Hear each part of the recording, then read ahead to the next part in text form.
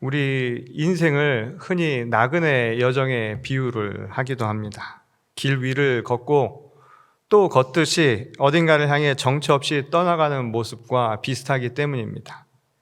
그러다 문득 나그네 길처럼 떠나온 세월이 덧없이 흘러간 것을 깨닫는 순간 인생의 무상함을 느끼기도 하지요.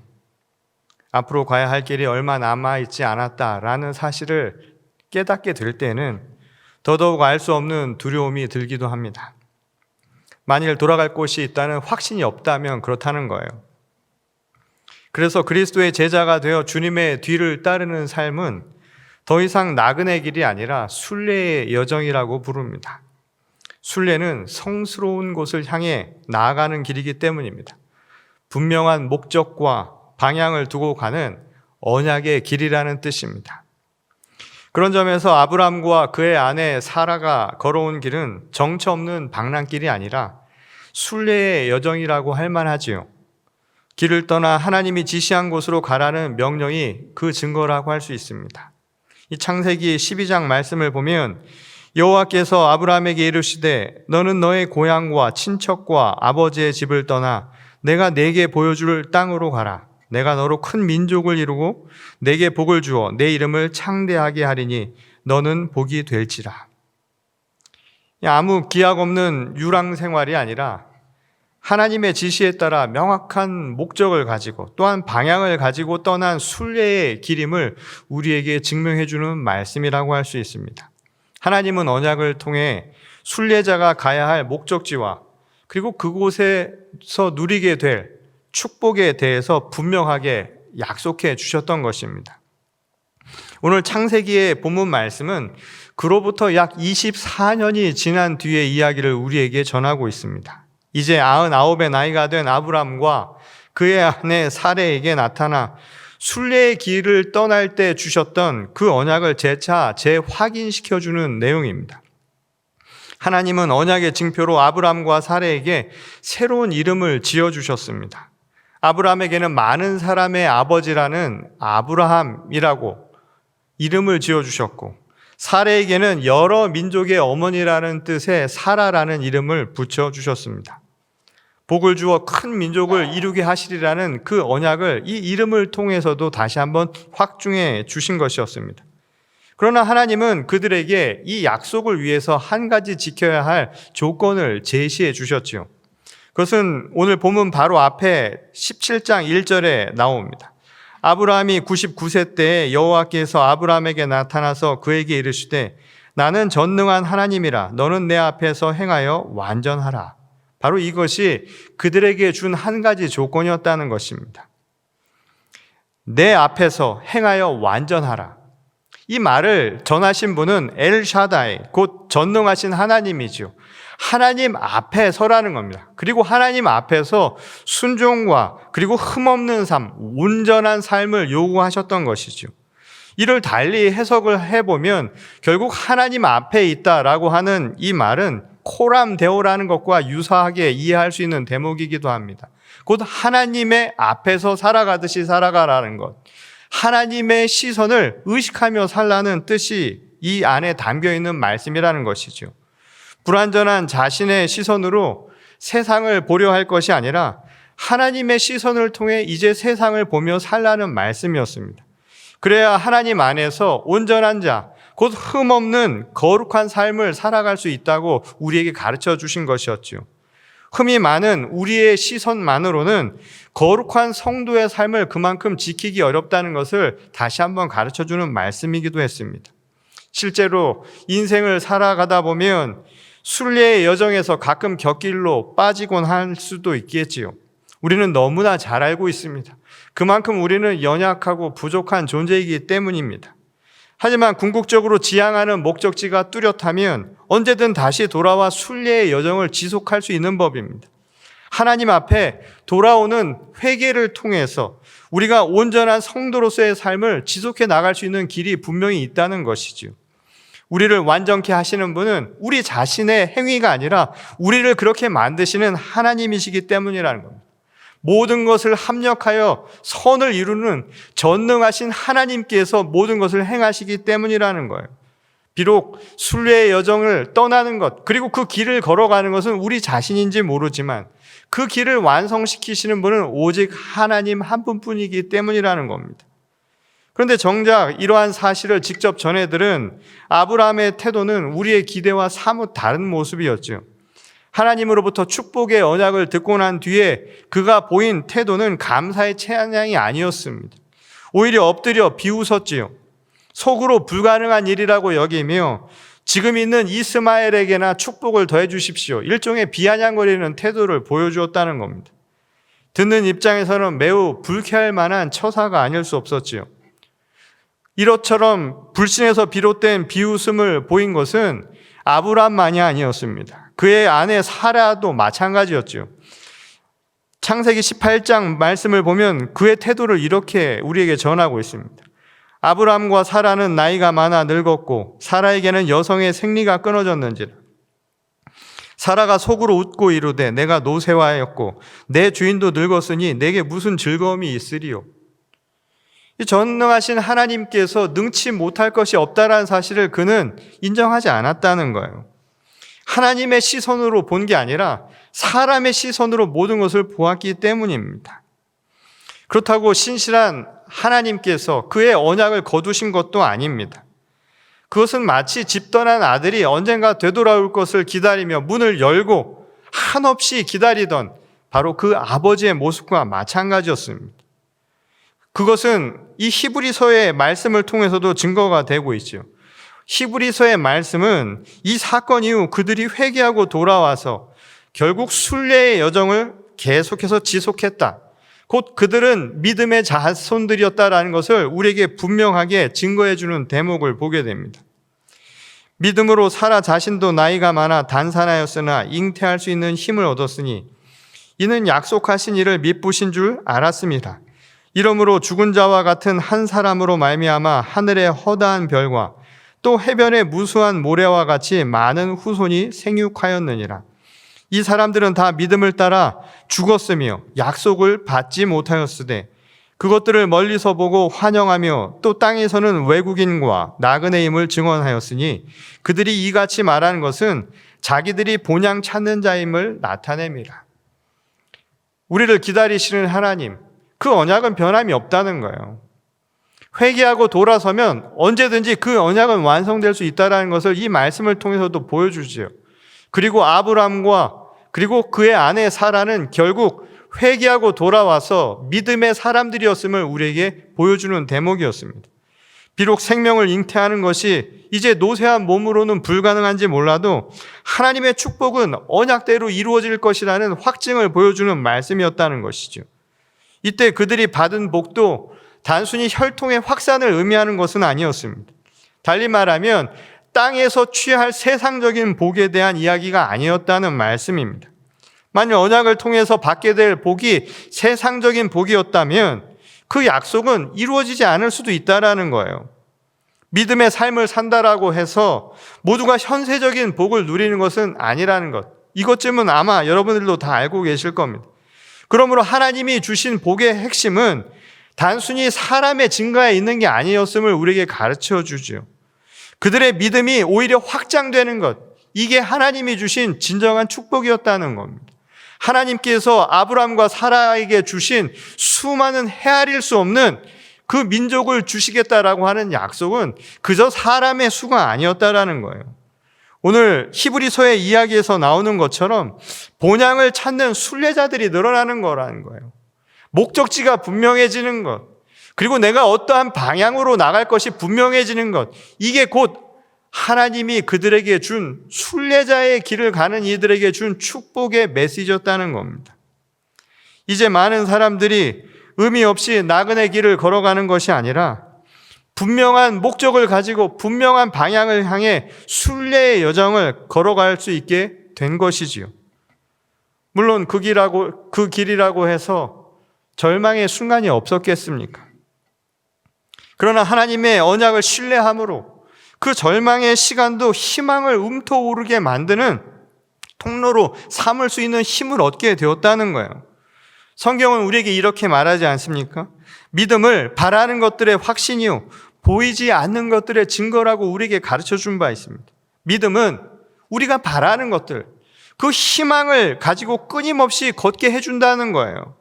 그리고 눈에 보이지 않는 그 희망을 볼 수 있도록 꿰뚫어 볼 수 있는 힘을 준다는 것이지요. 그게 바로 믿음이 가진 놀라운 능력이라는 겁니다. 이를 위해 하나님은 오늘 우리에게도 새로운 이름을 주시지 않았습니까? 하나님의 거룩한 백성이라고 우리를 부르셨습니다. 하나님 나라의 시민이라고 우리에게 칭함을 주셨지요. 그리고 하나님의 양자라고 우리 각 사람을 불러주신 것 아니겠습니까? 이름을 붙여준다라고 하는 것은 그것을 통해서 우리가 합당한 삶을 살라는 것과 마찬가지의 뜻을 담고 있습니다. 하나님 앞에서 온전한 자로 살아가라는 것, 거룩한 자로 살아가라는 뜻이 그 안에 담겨져 있다는 것이죠.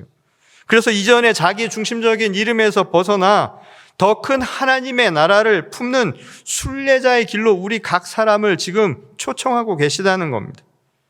그래서 순례의 여정에서 만나게 될 수많은 길벗들이요, 함께하는 동반자들과 더 아름답고 더 따뜻한 삶의 기억들을 만들어 가라고 우리들을 축복해 주셨다는 거예요.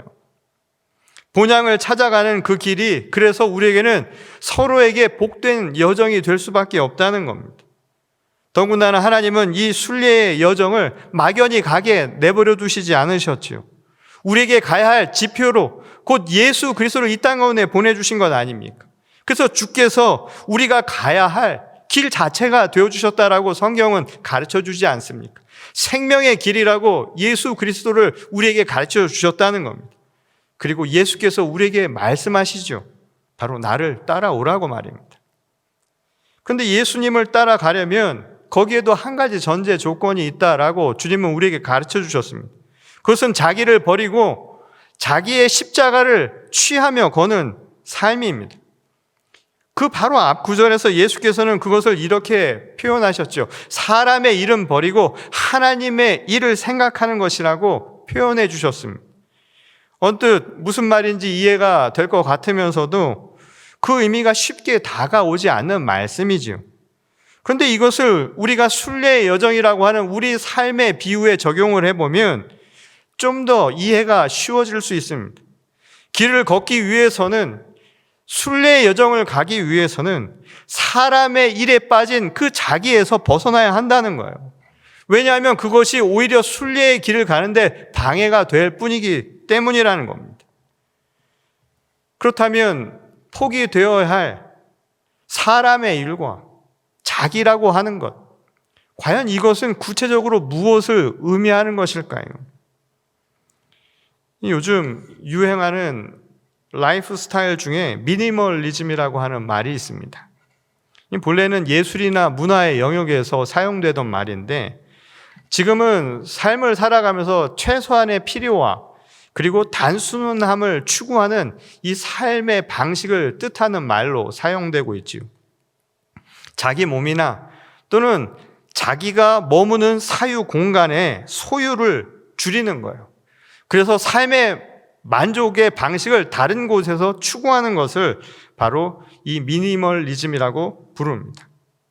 그래서 잘 쓰지도 않는 고가의 장식물이라든가 그 무언가를 집에 사들여 놓는 것보다 차라리 그 비용을 여행이나 또는 문화적인 소비를 위해서 쓰는 이런 새로운 소비 행태들이 일어나고 있다는 것이죠.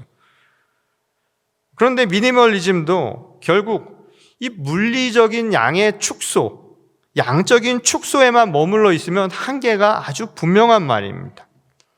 양이 아니라 질에 집중한다고 해서 우리의 욕구 자체가 줄어드는 것은 아니기 때문이라는 거예요.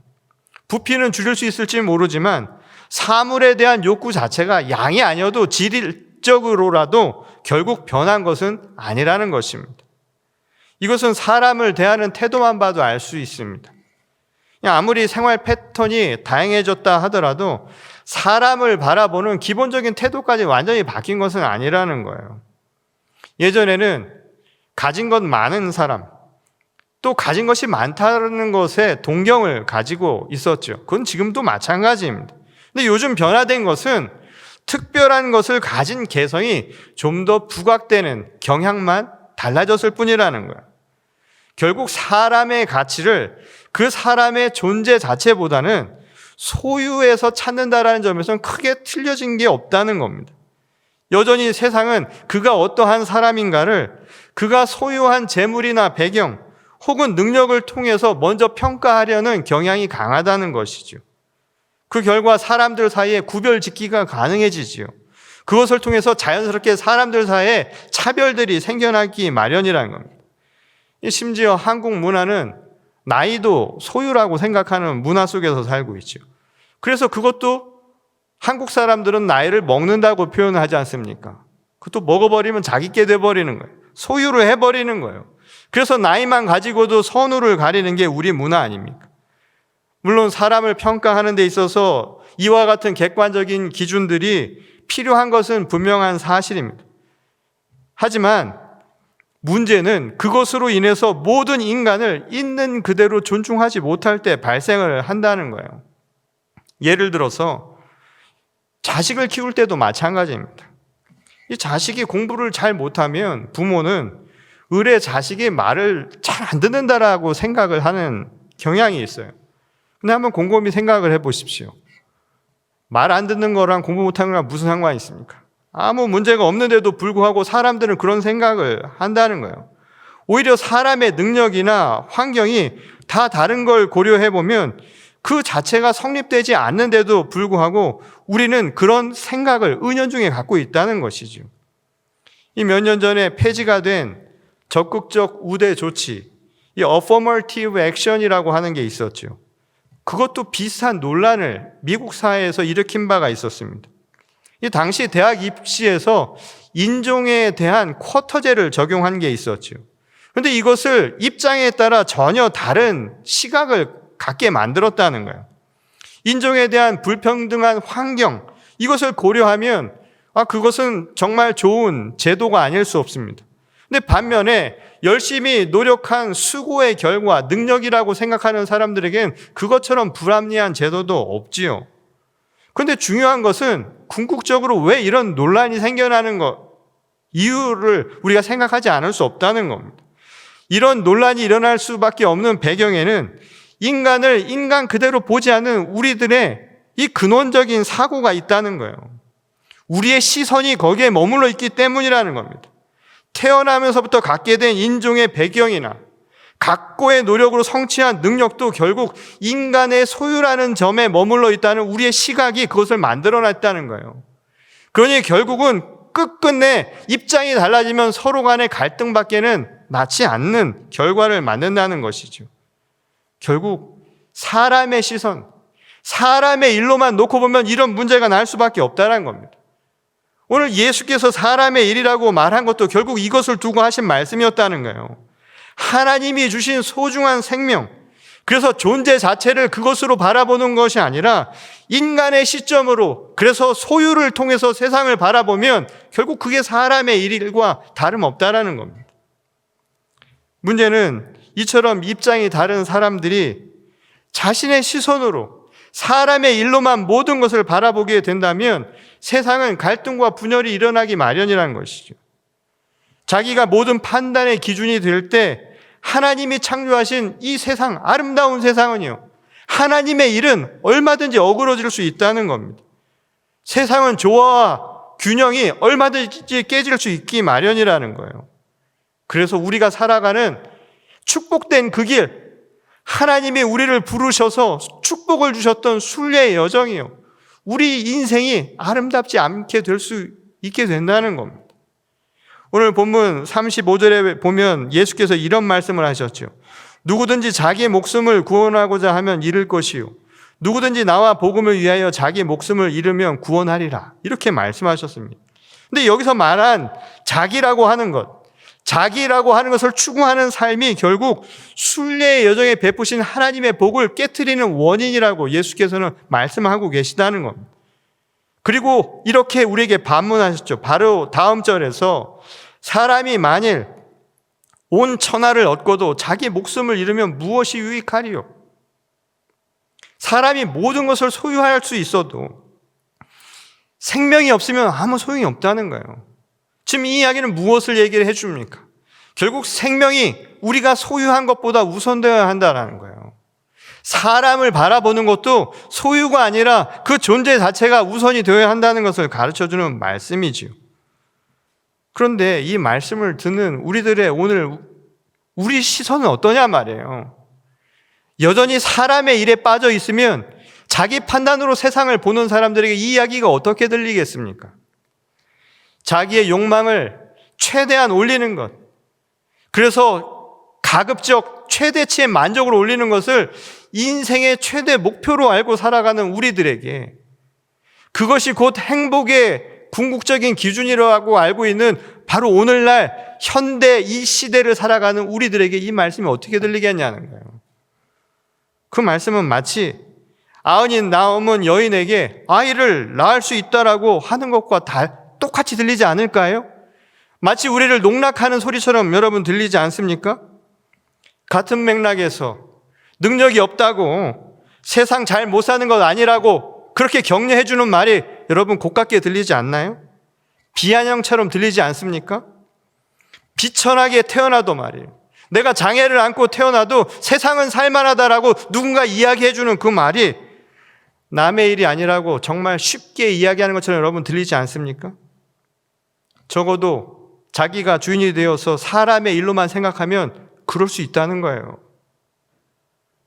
그런데 오늘 본향을 향해 순례의 길을 걷는 이들에게 오늘 하나님의 메시지는, 오늘 그리스도를 통해서 우리에게 전하는 메시지는 다른 것을 가르쳐 주지요. 조금 다른 시선을 이야기합니다. 믿음을 우리에게 이야기해 주는 거예요. 이 믿음은 세상을 달리 보게 만든다라는 겁니다. 사람의 일로만 보는 것이 아니라 하나님의 일로도 보게 만들어준다는 거예요. 그래서 우리에게 정말 희망이 무엇인가를 알려준다는 겁니다. 진정 우리 삶의 소중한 것이 무엇인지를 다시 한번 되돌아보게 만들어준다는 거예요. 그래서 그가 가진 것을 보는 게 아니라 그의 존재에 기뻐하게 해준다라는 거예요. 내 삶의 순례의 여정에 그래서 그가 무엇을 가져다 주어서가 아니라 그냥 옆에 있는 것 자체만으로도 기쁨을 갖게 만들어준다는 겁니다. 그래서 감사의 조건이 된다라는 거예요.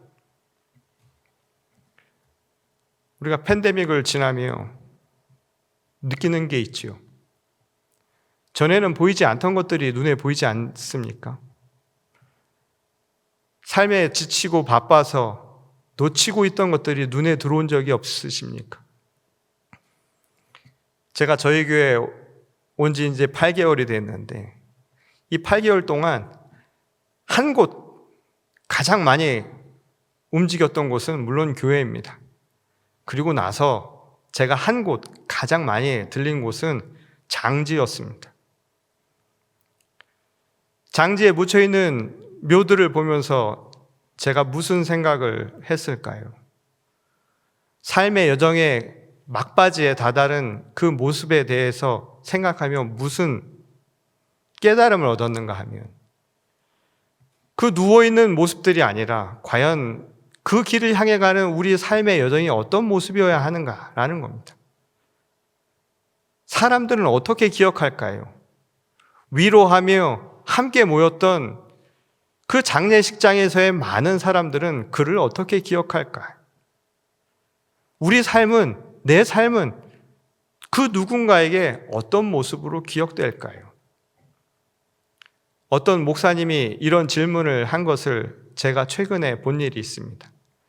팬데믹으로 인해서 교회가 점차 약화돼 가고 있습니다. 그런데 먼 훗날 만일 교회가 문을 닫는다면 사람들은 교회를 어떻게 기억할까요? 오늘 주변에 많은 우리 이웃들은 그 이웃에 십자가를 세우고 서 있었던 교회를 과연 어떻게 기억할 건가? 바로 그런 질문을 하게 되었다는 겁니다. 자기만이 아니라 함께 하고 있는 그 누군가를 우리가 온전히 보지 못한다면 그들 역시도 우리들을 바라보는 시선이 크게 다를 바가 없을 수 있다는 것을 기억하라는 말씀입니다. 프랑스의 철학자인 알랭 바디우는 이를 사랑이라는 말로 정의를 내린 바가 있습니다. 그의 정의에 의하면 사랑이란 하나의 지배가 균열 되었을 때 둘이 생각되는 장소, 이게 바로 사랑이라는 거예요. 그가 말한 균열된 하나는 곧 자기 부인을 의미하지요. 오직 내 시선만 가지고 살았던 내가 분열되면, 내가 균열되면, 내가 부인이 되면 그때 둘이 보인다는 거예요. 다시 말해서 내가 아닌 누군가가 내 눈에 들어오기 시작한다는 겁니다. 그게 바로 사랑이라는 거예요. 자기가 부인되면 함께하는 순례의 동반자들이 눈에 들어오기 시작한다는 겁니다. 사랑이라는 건 다른 게 아니라는 거예요. 오늘 예수께서 말씀하신 하나님의 일이라는 것도 결국 이 사랑을 의미한 것 아니었을까요? 십자가를 지라고 하는 것도 결국은 자기의 겉사람을 죽이기 위한 것. 그래서 내 중심이었던 자기가 부인되면서 사랑을 위한 과정이 아니었을까요? 이를 통해 궁극적으로 우리에게 하신 말씀은 무엇입니까? 순례의 길을 간다는 것은 다른 게 아니라는 거예요. 사랑의 길이라는 겁니다. 서로 사랑하라는 거예요. 그것이야말로 이 땅에 순례의 길을 걸어가신 예수 그리스도를 진정으로 따르는 순례자의 모습이라는 것이죠. 전능하신 하나님 앞에 순종하며 흠없는 삶을 사는 축복의 길은 다른 게 아니라는 거예요. 사랑하며 살라는 겁니다. 혹여 내 옆에 누군가가 있다라는 사실을 잊고 지낸 것은 아닙니까? 먼 훗날 시간이 지나서야만 내가 필요할 때만 기억되는 그런 존재가 아니라 지금도 내 옆에서 항상 웃어주고 항상 나를 위해 눈물로 기도하는 그 누군가가 있다라는 사실을 여러분 생각해 보셨습니까? 오늘 자기를 부인하고 자기 십자가를 지고 하나님 앞에 순종하며 흠없는 삶을 살아가는 것은 다른 게 아닙니다. 오늘 껍데기와 같은 시선을 벗어버리고 하나님의 일로 세상을 바라보는 것, 그것은 곧 사랑이란 이름입니다. 오늘 이 사랑을 회복할 수 있을 때 나를 따르라고 하신 주님을 온전히 따라서 우리가 살아가는 이 삶의 순례의 여정이 더욱더 복되고 아름다운 길이 되리라 믿습니다. 이제 팬데믹의 끝이 조만간 나타나리라 믿습니다. 언제 만날지 모르지만 우리 주변을 살피며 지나간 세월 동안 잊고 지냈던 그리고 바라보지 못했던 우리 주변을 다시 한번 되돌아보시기 바랍니다. 바로 사랑이 거기에서 시작됩니다. 그 믿음으로 하나님의 일을 이루며 하나님의 놀라운 역사를 우리 순례의 여정 가운데 함께 만들어갈 수 있는 저와 여러분 모두가 될 수 있기를 주님의 이름으로 간절히 축원합니다. 우리 다 같이 기도하시겠습니다. 하나님 감사합니다. 우리의 인생이 정말 의미 없고 아무 방향 없이 가는 것이 아니라 오늘 주님의 언약대로 순례의 여정을 가는 길임을 저희들이 깨달아 알았습니다. 그 길 자체가 우리에게 얼마나 축복인가를 또한 깨달았습니다. 그것은 서로 사랑함으로 가능한 것임을 주께서 오늘 가르쳐 주셨으니 저희도 예수 그리스도를 따라 서로 사랑하는 우리 교회와 성도가 되게 하여 주시옵소서. 이 땅의 수많은 영혼들을 우리가 함께 꿈꾸며 서로 사랑할 수 있는 이 시대의 진정한 그리스도의 제자들이 될 수 있도록 주께서 인도하여 주실 줄 믿으며 우리 주 예수 그리스도의 이름으로 간절히 기도드렸습니다. 아멘.